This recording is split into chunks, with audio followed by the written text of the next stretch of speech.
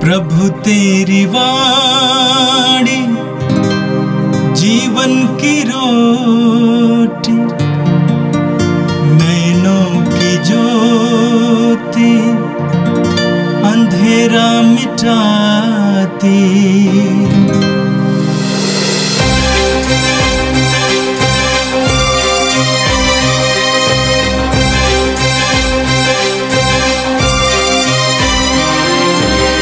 प्रभु तेरी वाणी जीवन की रोटी, नैनों की ज्योति अंधेरा मिटाती।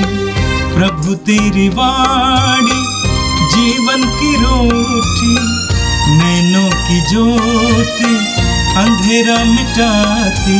वाणी वाणी वाणी वाणी वाणी पवित्र है, शाश्वत है, जीवन का मन्ना है।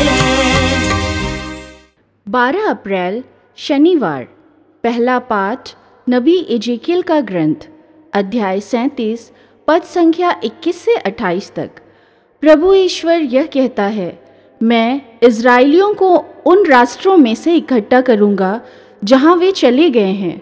मैं उन्हें चारों दिशाओं में इकट्ठा करूँगा और उन्हें उनकी निजी भूमि वापस ले जाऊँगा। मैं अपने देश में तथा इज़राइल के पर्वतों पर उन्हें एक ही राष्ट्र बना दूँगा और एक ही राजा उन सबों का राजा होगा।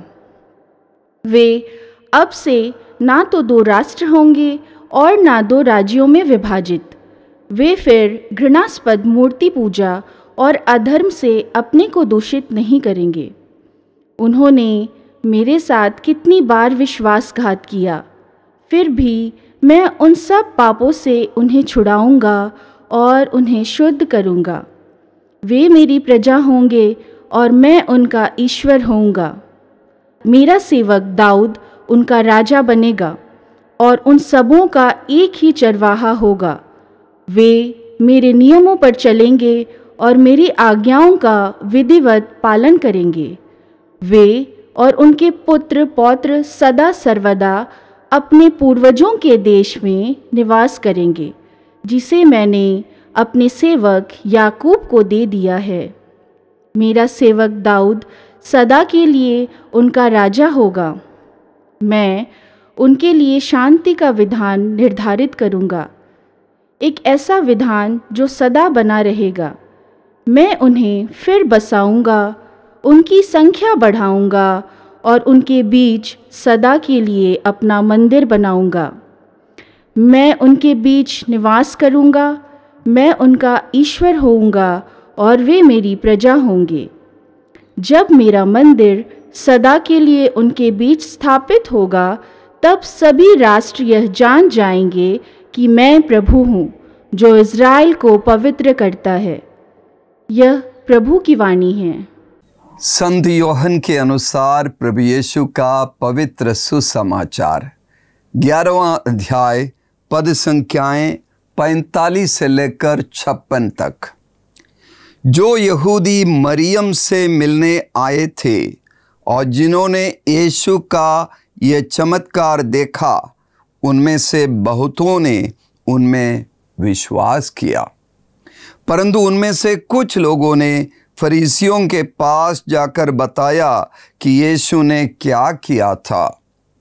तब महायाजकों और फरीसियों ने महासभा बुलाकर कहा, हम क्या करें? वो मनुष्य बहुत से चमत्कार दिखा रहा है। यदि हम उसे ऐसा करते रहने देंगे तो सभी उसमें विश्वास करेंगे और रोमन लोग आकर हमारा मंदिर और हमारा राष्ट्र नष्ट कर देंगे।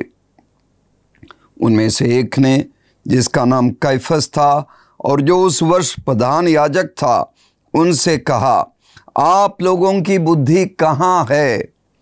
आप ये नहीं समझते कि हमारा कल्याण इसमें है कि जनता के लिए एक ही मनुष्य मरे और समस्त राष्ट्र का सर्वनाश ना हो।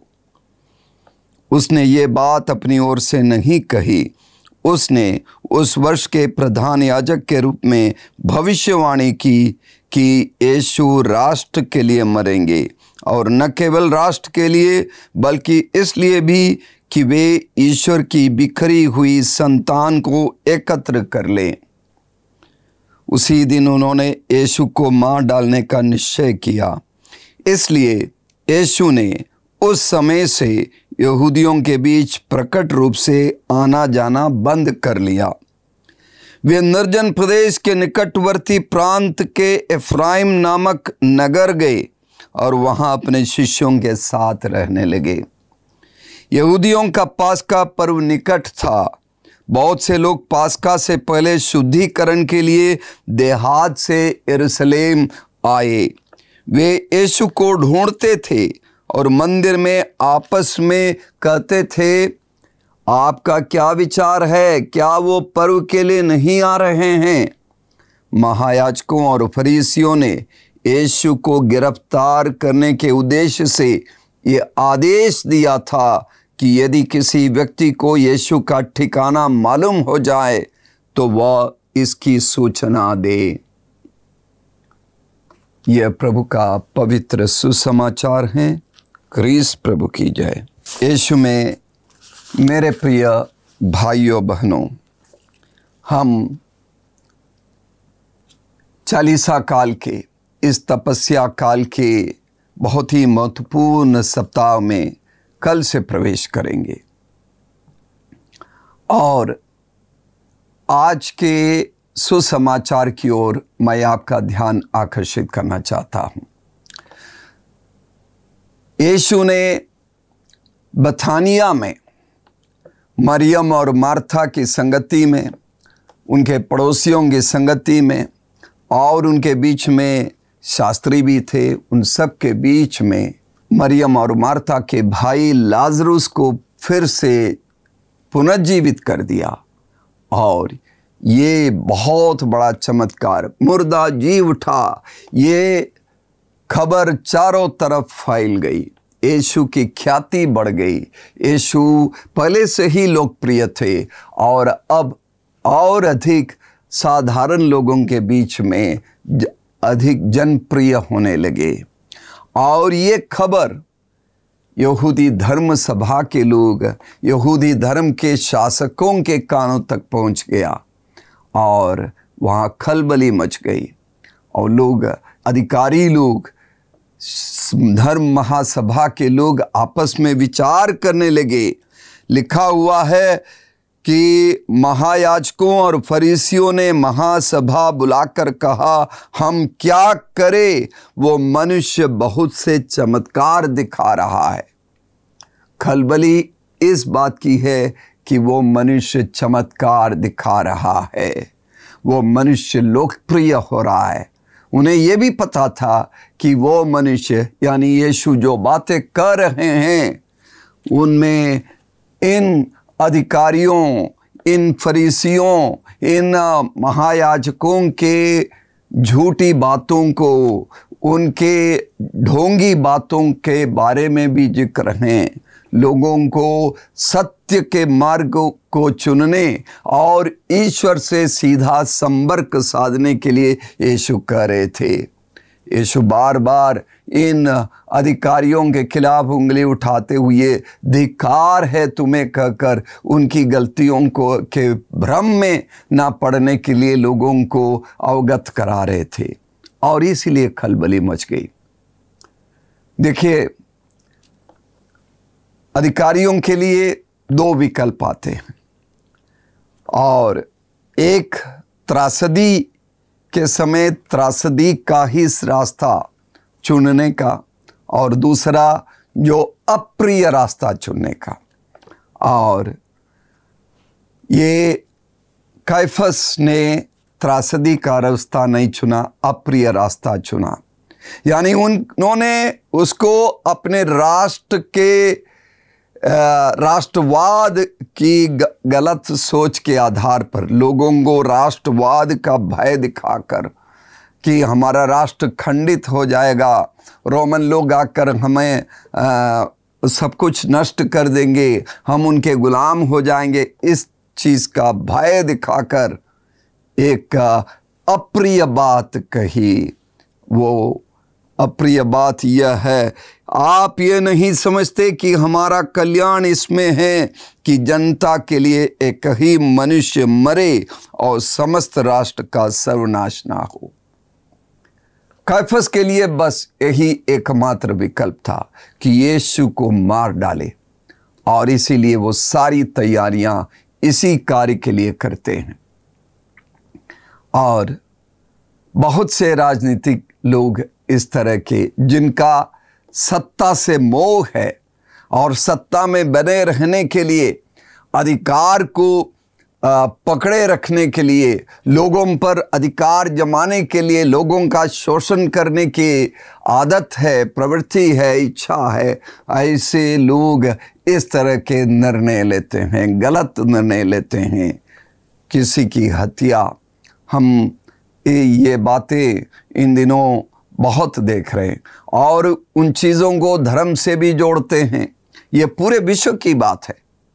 तो यही बात उस समय भी दिखाई दी, और कैफस के सामने एक और विकल्प था जिसे उसने चुना नहीं। वो तीसरा विकल्प यह था कि वो यीशु को सुने।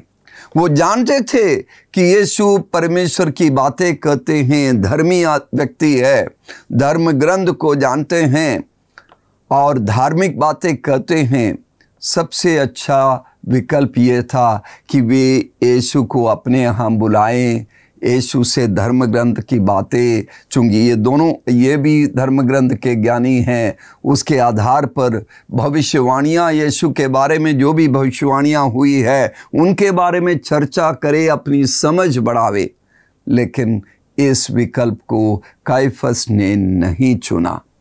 उसने यीशु की मौत का, मृत्यु दंड का रास्ता चुना और अपने सारे लोगों को ये आदेश दिया कि यीशु का ठिकाना यदि मालूम हो तो बतावे, और वे पुरस्कृत हो जाएंगे और यीशु की गिरफ्तारी होगी। मेरे प्रिय भाइयों बहनों, हम सबके जीवन में भी इस तरह के अवसर आते हैं कि हमारे सामने भी विकल्प है, हमें चयन करने के अवसर आते हैं, फैसला लेने, निर्णय लेने के अवसर आते हैं, अलग अलग विकल्प हमारे सामने। तो हम किसे चुने? हम यीशु के मार्ग पर चले। यीशु के मार्ग प्रेम का मार्ग है, करुणा का मार्ग है, दया का मार्ग है। उदाहरण के लिए, विवाहित पुरुष अपने जीवन साथी के बारे में शिकायतें कर सकता है कि वो खाना जो बनाती है वो अच्छा नहीं है, घर का काम पूरा नहीं कर पाती है, वगैरह वगैरह। शिकायतें करने के बदले वो प्रेम का रास्ता चुन सकता है, अपने जीवन संगनी को मदद कर सकता है, रसोई में मदद कर सकता है, सब्जी काट के दे सकता है, और कपड़ा धोने में मदद कर सकता है, घर की सफाई में मदद कर सकता है, बच्चों को तैयार कराने में मदद कर सकता है, बहुत कार्य कर सकता है। तीसरा विकल्प प्रेम का रास्ता चुन सकता है। उसी तरह एक बार मेरा अनुभव है, मैं टैक्सी कार से जा रहा था एक बहुत ही व्यस्त सड़क से, और अचानक मेरा ड्राइवर ब्रेक लगा दिया, गाड़ी रोक दी उसने। सामने कोई ट्रैफिक सिग्नल नहीं था, तो गाड़ी रोक दी और मैंने पूछा क्यों, तो वो कुछ बताए नहीं। दरवाज़ा खोला, बंद किया, वो सड़क के दूसरी तरफ गया। वहाँ एक बुजुर्ग महिला खड़ी थी, एक बुढ़िया खड़ी थी। उसका हाथ पकड़ के उसने इस पार उसे ले आते हुए वहाँ छोड़ दिया, और उसके बाद आकर, तब तक बहुत सी गाड़ियाँ पीछे खड़ी थी, सारे लोग हॉर्न बजा रहे थे, और फिर अपने सीट पर आकर आगे बढ़ गया। तो उसने कहा, मैंने देखा कि वो महिला वो सड़क पार करना चाह रही है, कोई गाड़ी नहीं रुक रही थी, इसीलिए मैंने ये निर्णय लिया। तो ये एक तरीका है, प्रेम का तरीका। हम भी जब सड़क से चलते हैं, गाड़ियों से चलते हैं या पैदल चलते हैं, कोई ज़रूरतमंद व्यक्ति को देखें तो उसे नज़रअंदाज करने का विकल्प हमारे पास है, रुक के पीछे मुड़कर उसकी मदद करने, उसे चंद बातें करने का भी विकल्प हमारे पास है। सड़क के किनारे कोई लेटा हुआ है, उसकी मदद करने के लिए दूसरों को बुलाने का विकल्प हमारे पास है। हम कौन सा विकल्प चुनेंगे, ये सवाल है का जवाब हमें प्रार्थना के साथ देना होगा। मान लीजिए हम किसी के साथ मनमुटाव की स्थिति में हैं, तो विकल्प है या तो मनमुटाव बरकरार रखे, चुप्पी साध कर उसे बातें ना करे, या उसे क्षमा देकर बातचीत करने की पहल करने का विकल्प। हम कौन सा विकल्प चुनेंगे? तो ऐसी परिस्थितियों में यीशु की मदद हम मांगे, जिन्होंने स्वयं प्रेम, करुणा और क्षमा का विकल्प चुना था। जब पापनी स्त्री उनके सामने लाई गई और उसे पत्थर मारकर मार डालने के लिए अनुमति मांग रहे थे यहूदी लोग, तब यीशु ने दूसरा विकल्प चुना। क्षमा की बात उन्होंने कही, क्षमा का पाठ उन सारे लोगों को सुनाया और उस औरत को क्षमा दी। क्रूस पर मरते हुए यीशु ने भले डाकू को क्षमा देने का विकल्प चुना और वो उन दोनों डाकुओं की बातों को उस संकट की परिस्थिति में, दर्द और पीड़ा की परिस्थिति में नज़रअंदाज कर सकते थे, लेकिन उन्होंने ऐसा नहीं किया। उस भले डाकू को क्षमा दी और उसे स्वर्गराज में प्रवेश कराया। तो हम सबको यीशु की ताकत से, यीशु की कृपा से प्रेम, शांति और करुणा का विकल्प चुनना होगा। कैफस की तरह वो मार डालने, चोट पहुंचाने, दंड देने के विकल्प को चुनने के बदले मेरे प्रिय भाइयों, यीशु के मार्ग पर हम चले, प्रेम के मार्ग पर, और वही मुक्ति का मार्ग है। आइए हम प्रार्थना करें। सर्वशक्तिमान प्रेमी पिता ईश्वर, हम तुझे धन्यवाद देते हैं, तेरी स्तुति करते हैं तेरे पुत्र प्रभु यीशु के लिए, जिनकी प्राण पीड़ा, दुख भोग और मृत्यु पर हम मनन करते हैं। उम्मीद के साथ, हम पूरे भरोसे के साथ यीशु के पुनरुत्थान पर भी विश्वास करते हैं और हम तुझसे कृपा मांगते हैं प्रभु, कि जिस तरह यीशु ने दुनिया के लिए, दुनिया की मुक्ति के लिए अपनी जान की कुर्बानी दे दी, हम पर तेरी बरकत आवे कि हम भी अपनी जान को दूसरों के लिए न्योछावर करने, प्रेम, मोहब्बत, रहमत और करुणा के मार्ग पर चलने का विकल्प चुन सके। रोज़ की रोटी कार्यक्रम को सुनने वाले सभी भक्तों पर तेरी आशीष हो। उन सबको तू कृपा दे कि वे उन सब के परिवारों में, उन सब के जीवन में, उनके समुदाय में वे प्रेम के माध्यम बने और यीशु के शिष्यत्व का जीवन प्रतिदिन जिए। ये प्रार्थना हम तुझसे करते हैं हमारे प्यारे प्रभु यीशु के द्वारा, आमीन। प्रभु तेरी वाणी जीवन की रोटी, नैनों की ज्योति अंधेरा मिटाती। वाणी वाणी वाणी वाणी वाणी पवित्र है, शाश्वत है, जीवन का